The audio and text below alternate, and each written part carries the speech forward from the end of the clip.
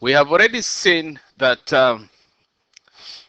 f of x is equals to Taylor series plus the remainder. So we have already seen that this is equals to that. Now, if the remainder, the limits of the remainder as n approaches infinity is equals to 0, then our function can be represented by the Taylor series because this series goes up to infinity at some point c. So what you're saying here is for us to show that our Taylor approximation is equals to that function, then we have to show that the limit of the remainder as n approaches infinity will be equal to 0. So I'll work out this example to show you how to go about that. Now, prove that the Maclaurin series for e to power x is valid for all values of x. Now, I'll start here by just writing this Maclaurin series. So f of x is equal to e to power x, which will be equal to 1 plus x. And this is in your formula booklet, right here. So, plus x squared over 2 factorial plus x cubed over 3 factorial plus whatever comes next plus x to power n over n factorial, we already discussed that, plus the nth plus 1 term, which will be x to power n plus 1 over n plus 1 factorial plus whatever comes next. Now, what you're saying here is this will be our approximation, all right? This will be our approximation. The Taylor polynomial that will approximate the function f of x. So basically what you're saying is the nth degree Taylor polynomial will be equal to the sum from n is equals to 0 to infinity, actually to n, because you're stopping at n, of x to power n over n factorial. Now, and then this will be the error, okay? What remains on the other side will be the error,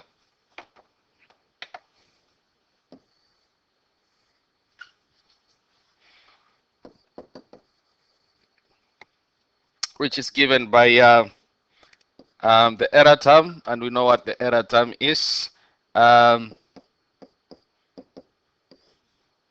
So the magnitude of the error term is f into n plus 1, n plus 1 derivative of f at z, x minus c to power n plus 1 over n plus 1 factorial. All right. So what we need to show that,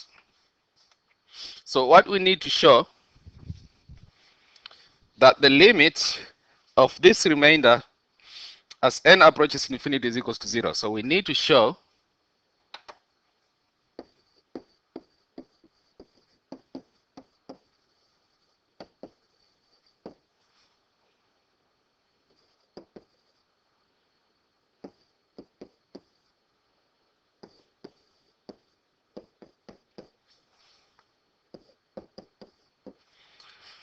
okay.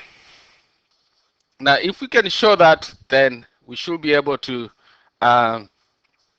generalize that this series is valid for all values of x. All right. So now back to this formula here. So we know that c is equals to 0 for the Maclaurin series. So we can say c is equals to 0. And the nth plus 1 derivative of f of x So the nth plus 1 derivative is just e to power x, which means the nth plus 1 derivative of f at z will be e to power z. Okay, um, which means that the limit as n approaches infinity of the remainder term will be equal to the limit as n approaches infinity of so what I'm going to do is to replace these guys into this formula. This one will come here, right? C is 0, right? Remember C is 0, so that will replace that, and then we'll see what we end up with. Okay, so this will be equal to e to power z x to power n plus 1 over n plus 1 factorial, which will be equal to e to power z. Now e to power z is just a constant. I can factor it out. The limit as n approaches infinity of x to power n plus 1 over n plus 1 factorial. So at this stage, what I'm going to focus on is this guy here. Now we know that if you have negative 2 to power 3, the absolute value of negative 2 to power 3, that will be equal to negative 8, and absolute value of that will just be 8. So what we can do is we want to rewrite this bit. So instead of writing this way, the way we have original here, we can write it as negative 2, the absolute value of negative 2 to power 3, which will still give us 2 to power 3, which is 8. So if we change this bit, if we take it out, it doesn't change our answer. It's still the same thing. So what I mean by that is I'm going to rewrite this. So this will be equal to e to power z, the limit as n approaches infinity of now here we can just write this as if we apply what I've just shown you, that will be absolute value of x to power n plus 1 over n plus 1 factorial.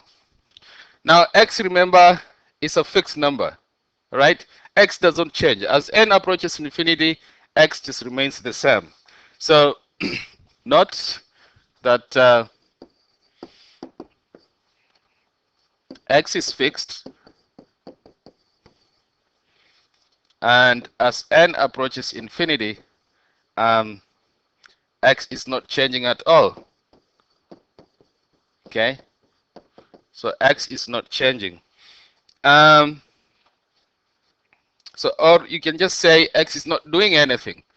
X is not doing anything at all. All right. What's changing is n. N is approaching infinity. And also we can say that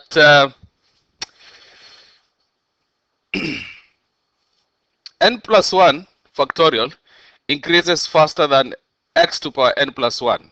All right. So n plus 1 factorial increases faster than x to power n plus 1. All right. And we can check that on GDC. For example, if you go on your GDC, suppose x is something like 1.3. All right. So if you go onto your GDC, plug 1.3 to power x plus 1, and then x plus 1 factorial. If you check the table, you'll see that the factorial guy is actually increasing much faster, all right? Much faster. Even if you change this to something like 2, all right? Um, or something like 3. Um, Again, if you go onto your table, you'll notice that the factorial guy is actually increasing much faster than 3 to power x plus 1. So what you're saying is that as n approaches infinity, um, basically what's happening is the limit. Let me just take z out. E to power z. Okay, I had e to power z. So e to power z, the limit as n approaches infinity of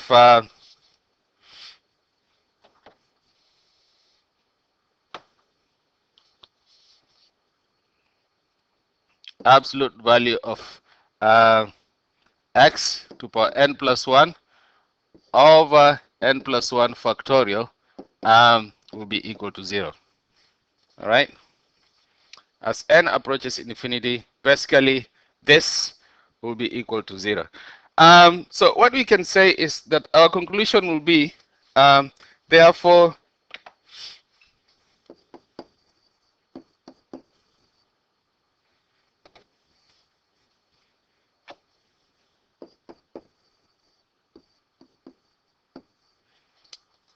we can conclude